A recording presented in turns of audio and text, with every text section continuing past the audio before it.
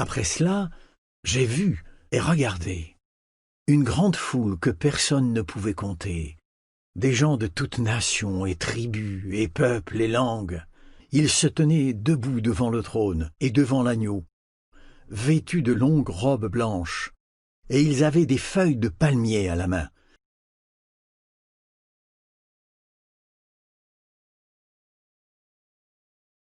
En 1935, les témoins de Jéhovah ont mieux compris de qui était composée la grande foule que Jean a vue en vision. Ils se sont rendus compte qu'elle n'avait pas besoin d'être au ciel pour se tenir debout devant le trône et devant l'agneau. Cette expression est symbolique. Ils ont compris que, même si elle allait vivre sur la terre, la grande foule pouvait se tenir debout devant le trône en reconnaissant l'autorité de Jéhovah et en se soumettant à sa souveraineté. Isaïe 66, verset 1. Voici ce qu'a dit Jéhovah.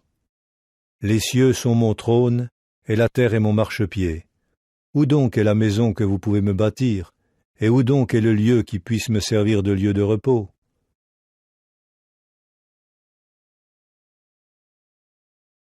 Et elle pouvait se tenir devant l'agneau en exerçant la foi dans la rançon.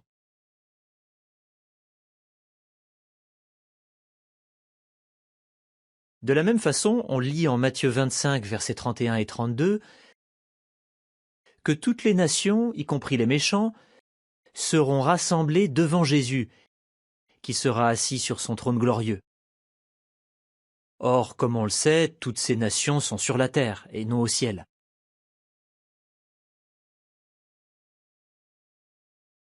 Cette compréhension affinée concernant la grande foule est logique.